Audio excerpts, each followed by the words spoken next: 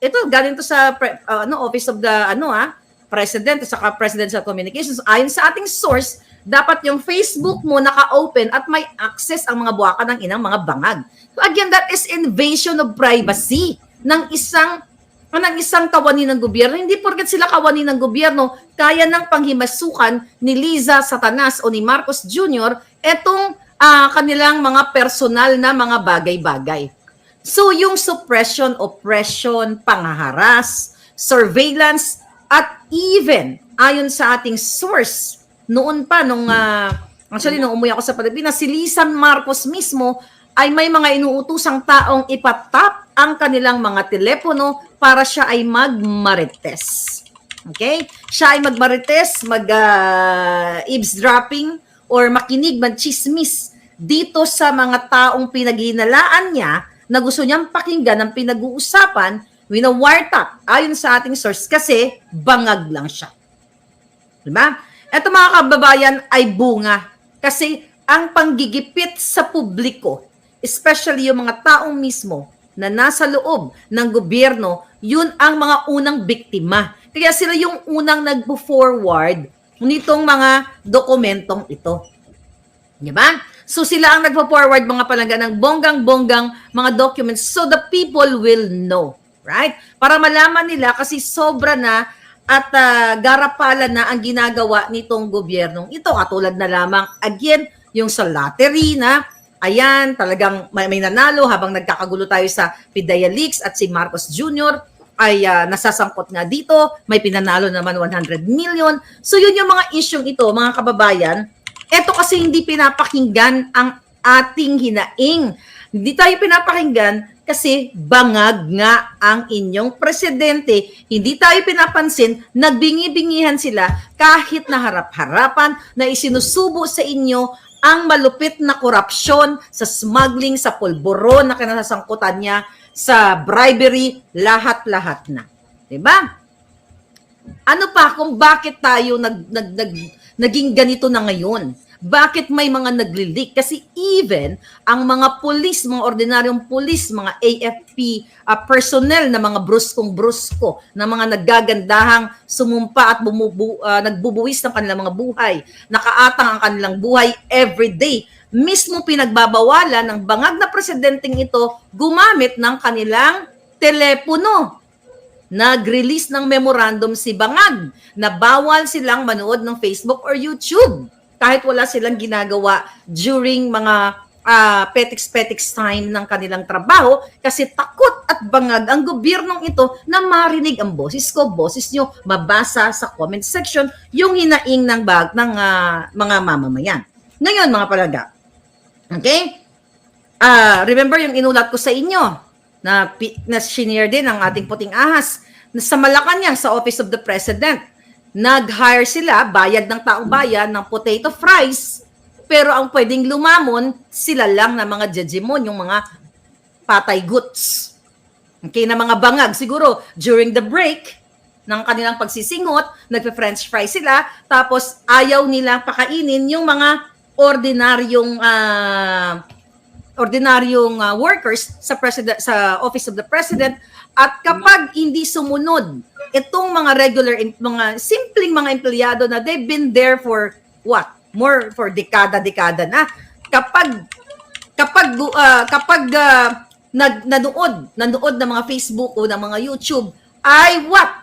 Tatanggalin nila o kakasuhan nila or kung anong pagigipit. At remember yung ulat ko sa inyo na dapat yung Facebook, ito galing to sa Office of the President at saka Presidential Communications. Ayon sa ating source, dapat yung Facebook mo naka-open at may access ang mga buwaka ng inang mga bangag. So again, that is invasion of privacy ng isang kawani ng gobyerno. Hindi porket sila kawani ng gobyerno, kaya ng panghimasukan ni Liza Satanas o ni Marcos Jr. etong kanilang mga personal na mga bagay-bagay. Diba? Ngayon, mga palangga, ano ba itong drama na ito na PIDEA Leaks? Okay? Ano 'di ba sabi ni Senator Bato, at again gusto natin siyang pasalamatan dahil mag-isa lang siyang tumayo doon o nag-hear nitong PIDEA Leaks na ito. Tapos yung mga kasama niya yung mga kasama niya mga senador ay mga umiiwas. Bakit sila umiiwas? Maari, well, bigyan natin sila ng benefit of the doubt. Pero can you believe that? Nag-iisa lang si Senator Bato ang umattend doon, tapos yung iba wala. So maaring sila ay busy sa ibang mga kaso na dinidinig, pero parang napakaliwanag na umiiwas sila lahat. Ito si Jinggoy Estrada, si Senator Bongo, sana ayop sa May 7, nandoon na si Senator Bongo. Si Tolentino nandoon, pero umalis na lang after na magdrama-drama ni Abalos. Si Nancy Binay, si Cynthia Villar, si Robin Hood Padilla, si JV Ejercito, si Mark Villar, si Ontivero, si Ligarda, si Villanueva, si Coco Pimentel. Only Senator Bato de la Rosa lang. Kaya nga sabi ko sa inyo, kahit na nagbigay ako ng sentimiento na inis tayo, thankful pa rin tayo na kahit paano ginawa niya yung trabaho niya. Sabi ko nga, bigyan natin siya ng chance to shine sa May 7. Okay? Bigyan natin siya ng chance na talagang magawa niya yung kanyang trabaho bilang isang investigador. Di ba? So ngayon mga kababayan, ano ba yung objective natin dito? Bakit ito may PIDEA hearing? Ano ang gusto natin? Narinig na natin na nag-testify itong si Jonathan Morales na yung pre-op and authority to operate ay hindi AI. So ang sabi ni Senator Bato, ang kaniyang layunin dito in aid of legislation para nga naman makapag-craft daw sila ng mga batas para sa ikabubuti ng ating bayan. So, pag nag-craft sila ng mga batas na yan, after this hearing, ano dapat ang ine-expect ng taong bayan? Number 1, kasi we're talking about pulburon o pinagbabawal na white powdery substance na sininghot ni Marcos Jr. noong March 11 na yon. So, kapag ito ay maayos, okay, na hearing, ano ang ine-expect ng taong bayan? Hindi naman kami nag-expect na ikulong nyo yung mga tao doon. Actually, in respect kay Senator Bato, gusto lang kitang itama na hindi ako nag-expect na i-persecute mo yung mga tao doon. Ang gusto lang namin, yung way of questioning is unbiased, maayos, naku-cross-exam sila. Kasi nga, ang gusto namin sa susunod na halalan, kapag kayo ay nag-amend o nag-craft ng panibagong batas, ay lahat ng mga public officials na tatakbo ay mag-undergo sa drug test, na clean and honest drug test at open sa mamamayang Pilipino o sa kanilang mga botante, sa kanilang mga lugar na sila ay hindi na katira o kargado ng white powdery substance o I called it pulburon. Ito yung objective na sinasabi namin Senator Bato. It's not to kulong-kulong, 'di ba? Para ikulong si Lasso doon dahil obviously naman nagsisinungaling. Actually, dapat ma-contempt na 'yun 'Di ba? So ito yung mga objectives ng taong bayan na kaya kayo nandiyan sa Senado para pagdating ng panahon at narinig ninyo na itong na ipatawag ninyo si Marcos Jr. diyan sa hearing na 'yan at siya ang dapat talagang nandyan na present. Okay? Actually, hindi ako. Dahil ang boses ko, mga kababayan, wala naman akong knowledge. Doon sa gabi o yung araw na yun, noong March 11, na kung saan tinipa ni Agent Morales yung sworn statement. Okay? Yung statement ng confidential informant, wala ako doon. Okay? Ang participation ko lang is what? Inilabas ko yung dokumento dahil nga sa galit ng taong bayan na hindi nyo sinasagot, lahat ng mga taong ni Kuting, hindi sinasagot ang mga hinaing ng taong bayan. Kaya itong mga taong mga puting asa sinasabi natin, nagkaroon sila ng pag-asa na may isang maharlika na itinaya ang kanyang alindog, ang kanyang buhay para marinig ng taong bayan. So itong mga hearing in aid of legislation, chuchu na yan, di ba? Alam naman natin na didinggin yung mga testigo doon, yung mga resource person na ito. But the best resource person here, Senator Bato, okay? We are pressuring you and I think it's our right na i-pressure kayo. The best ever person na masumon dito ay walang iba kundi si Bongbong, si Ferdinand, yung presidenteng Bangag, si President Bongbong Marcos, aka Kuting Bangag Jr., para kayo mag-gather ng mga impormasyon, marinig ng taong bayan, di ba? Marinig kung ano yung sasabihin niya. Kasi sabi niya, para siya sa taong bayan, para sa what? Para sa kabutihan ninyo. To what? To craft or to amend the laws para mapabuti ang sitwasyon ng taong bayan. So ang subject matter, it's not Maharlika. Hindi, sabi ko nga, hindi naman ako ang nakalagay doon sa listahan. Hindi ako nakalagay sa listahan na ako ang nagpulburon. So pananagutan ng komite ni Senator Bato at ng gobyernong Bangag na ipaliwanag sa taong bayan na nung gabi ba talaga, na si Kuting ba talaga ay hanggang ngayon namumuno under the influence of what? Of pulburon. 'Di ba? Kasi yung Senado na yan ay open sa publiko, kaya nga kinreate yan, kaya nga may legislative body tayo, 'di ba? Dahil yan ay para sa taong bayan na scrutinize, 'di ba? Himay-himayin, bantayan ang mga jutang ginimes na mga bangag at maging accountable sila sa kanilang mga ginagawa o sa kanilang trabaho katulad ni Marcos Jr. Siya dapat talaga, Senator Bato, go, go, go. Ipatawag mo si Marcos Jr., aka Bangag. Siyang ipatawag mo. Kasi I know, and itong mga palangga natin, naniniwala kami that the best resource person in this PIDEA leaks na ito, mga kapalangga, it's not Maharlika. I did my contribution already sa aking mahal na inang bayan, ang pag-expose na lang nito. Diba? The best resource person is none other than Kuting o Marcos Jr., 'di ba? Kasi siya yung nakalagay doon sa report noong March 11, 2012, siya dapat yung imbitahan para ma-clarify niya, maliwanag niya sa taong bayan, okay, na 119 or 120 million Filipinos na siya ay hindi tayo pinamumunuan, which is alam naman natin na si Lisa Tanas ang namumuno, na ang more or less 120 million Filipinos sa Pilipinas, hindi pa tayo kasama doon, yung mga outside, ay ang presidente ay hindi siya dependent sa pulburon o sa Coca-Cola at siya dapat, Senator Bato, ay accountable sa taong bayan para isiguro na ang presidente ay namumuhay ng hindi nasisira ang kanyang juta sa ipinagbabawal na pulburon. Yun ang dapat i-clarify sa taong bayan na si Marcos Jr. ay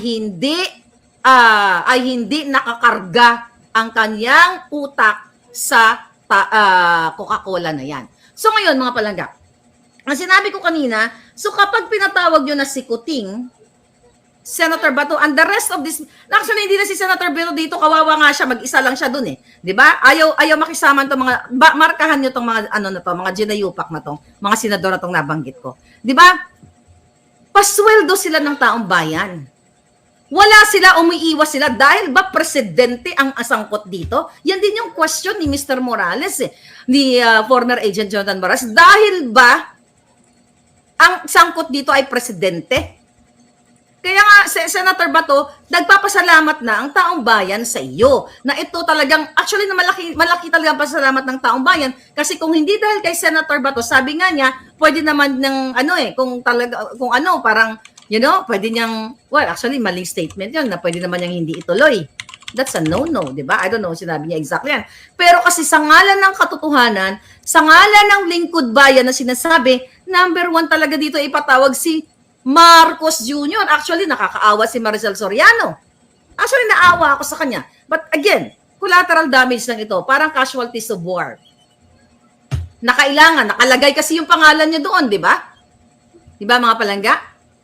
So, yun. So, ano dapat makita ng taong bayan dito after this PIDEA leaks na to? Dapat hindi lang ito hearing. Dapat maisabatas na kapag tumakbo o tumakbo ang isang politiko simula sa barangay pataas ay magkaroon siya ng honest or unbiased result of pulburon o drug test na hindi na taint o hindi dinoktor ng doktor o hindi na impluwensyahan nino man o hindi na bayaran at ito ay talagang honest to goodness na test. Pero si Marcos Jr., ito pa nga is, Senator Bato, may time pa naman. Now, nananawagan kami, imbitahan ninyo, okay? Imbitahan ninyo si Marcos Jr. at ang St. Luke's para magpaliwanag si Marcos Jr. Kasi sino ang pwedeng magpaliwanag na nagkaroon siya ng more than 2 minutes lang na drug, na pulburon test, mga palangga? Sino pwedeng magpaliwanag? Ako ba? Hindi naman ako nag-drug test on 2 minutes. So it's not me. Wala akong knowledge doon kung paano siya nagkaroon ng more than 2 minutes na drug test. Wala din akong knowledge habang tinitipa ni Jonathan Morales yung sworn statement. Ano lang ang idea ko dito? Well, ang participation ko lang dito ay may nag-send sa akin digitally nitong papel na ito, alright? Then, pinost ko. Hanggang doon lang ang paliwanag ko. Oh. Di ba, gagastos pa kayo sa pera ng bayan? Binanggit na lahat ni Morales ang elements, special elements ng subject matter. Involved si Ochoa, which is good, pinatawag. Papatawag din si Maricel. But again, more than Maricel Soriano, it's the puting o the president. Di ba? Ngayon, dito sa investigasyon na to, dapat hindi talaga hindi lang si Senator Bato, kung sino pa yung a-attend sa May 7, dapat talagang objective sila. Hindi sila dapat mag-vouch na, eto, hindi nila gagamitin yung personal or political bias nila dahil, eto, kaalyado ko to, o mista ko ito, kaklase ko ito. I can vouch that he is 100% honest person. That's number 1 rule. Kahit hindi ako senador, kahit tayo ordinaryong citizen lang, mga palangga, kapag sinabi mong objective ka, from the word objective ka, you forget about your biases. Whether kaklase mo, kaibigan mo, you focus dun sa subject matter. The subject matter here is the president na muntik na ihuhulihin dapat, pero pinigil ni Ochoa dahil sa impluensya ni Liza Marcos dahil partner niya si Ochoa sa law firm noong mga panahon na yon. 'Di ba? So yun ang statement. Yun mismo yung statement ng nag-attest yung pumirma nga na si Jojo Morales, yung palayaw niya. 'Di ba? So yun dapat ang gagawin ng mga senador. Okay? It's not only Senator Bato, dahil hindi lang naman itong committee na to, hindi lang naman siya alone eh. Kita niyo mga palangga kung paano ang pagwawalang hiya ng mga senador dito sa Committee on Public Order na ito. Dinededman nila, napaka mahalaga ang usapin sa pulburon, lalo na ang presidente ang number 1 na sangkot dito. 'Di ba? Paano ngayon magkakaroon ng maayos na batas o pag-amend ng batas kung si Senator Bato lang ang nandoon? Walang check and balance kasi pwedeng siyang maging lang siya, yung bias, dahil mag-isa lang siya, di ba? Walang kumukontra na, walang nagbabalanse. Kasi during the Senate hearing, dapat, hindi lang talaga isa ang nagtatanong. Hindi lang isa ang nagko-communicate doon. Kasi kaya nga, committee yan eh. Dapat hindi na lang kinawag na committee yan. Di ba? Dapat loan committee, parang loan better, loan winner, katulad ng PCSO. To what? Kaya may committee to clarify things. Di ba? Imbestigahan ang mga jutang genimes to clarify things kung ano yung mga pinagsasabi nila doon. Di ba? Dapat lahat, hindi man 100% lahat. Sabi ko nga kanina, kasi yung iba, baka may ibang kasong inaatinan doon sa sa Senado na yon, at least mag-cooperate man lang kahit kalahati o 1/3 nitong committee na ito. Di ba? So dito mo makikita na talagang magmula kay Marcos Jr., pababa, sa iba't ibang ahensya, walang leadership. Merong bangagship. Diba? Walang leadership. Bangagship. At lahat, karamihan, ay biased. Diba? Bias ang mga Jutang Ginemes. At yung mga resource person talaga na dapat nandoon ay yung mga present sa subject matter o sa pangyayaring pinag-uusapan. Doon na lang. Yung not only 4 actually, ang binitbit ni Lasso doon, na pinwersa niya na mag-sign ng affidavit, di ba? Hindi sila knowledgeable doon sa issue ng ito, sa dokumentong ito, wala sila doon.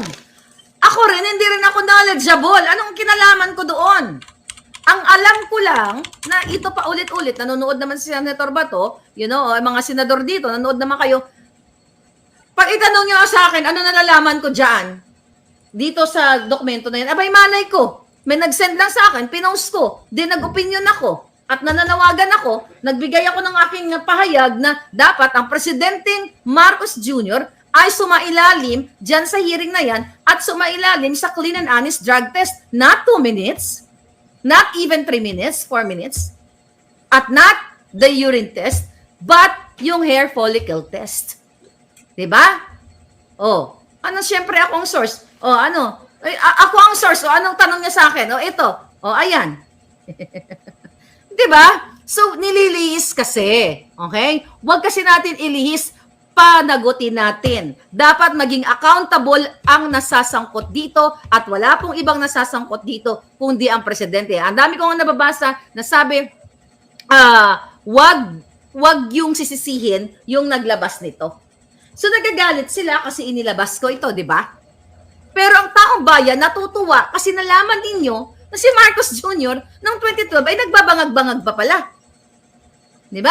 Nagbabangag-bangag pa pala, nagbabangag-bang, tapos ngayon naging presidente. Kaya nga, in aid of legislation, kailangan siyang ipatawag para sa susunod na eleksyon in 2025, lahat ng politiko ay mag-undergo sa pulburon test, not the 2 minutes, not 3 minutes, at not urine test kasi hindi yan accurate.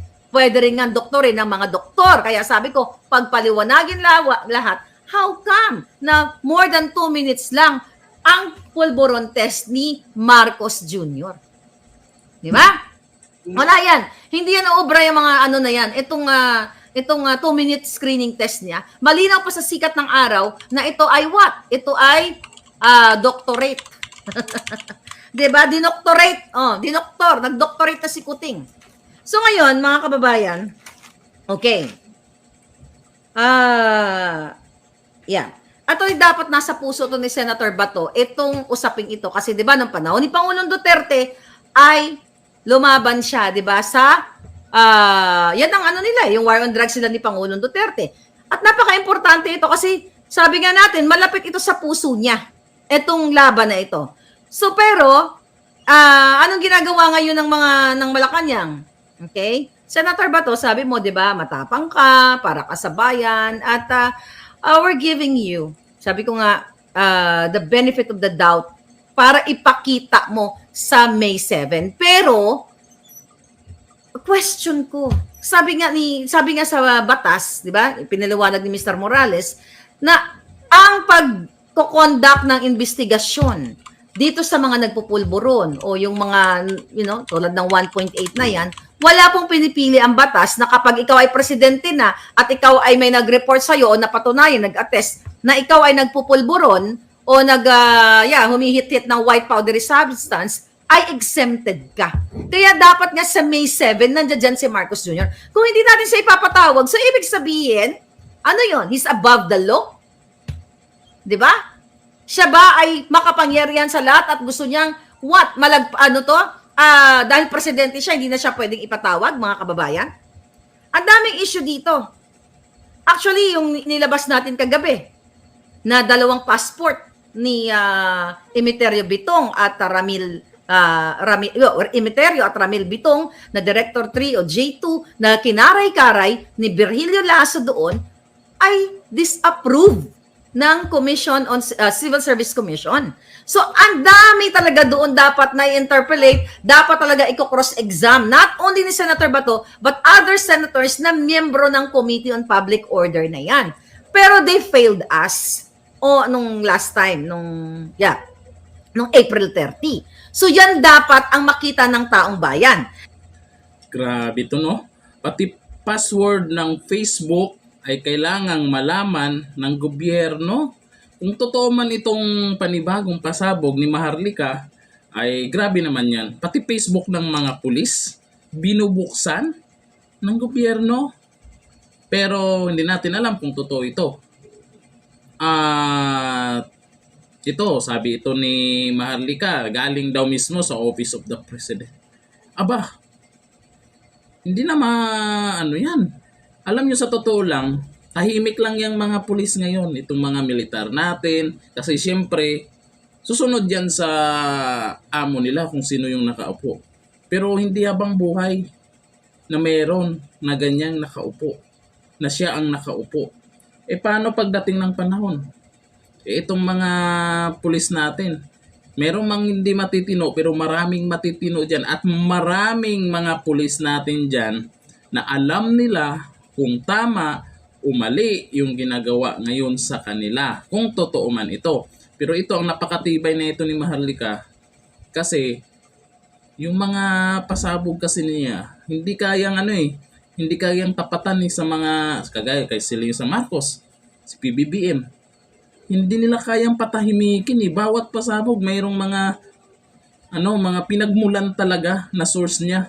Kagaya ngayon, yung maingay ngayon na PDEA leaks, sino nagpasabog niyan? Si Maharlika, at may mga dokumento. Ngayon sa mga malalaking mga nasa posisyon na gustong ilabas yung mga ebidensya sa social media, ay ito po si Maharlika kasi ang pinakamaingay ngayon at pinakamaraming mga nanonood pag nag-live yan sa YouTube. Kaya malamang sa kanya talaga ilalapit yung mga concern, kasi may tapang din siya, nasa ibang bansa American citizen kaya hindi basta-basta magagalaw tong Maharlika.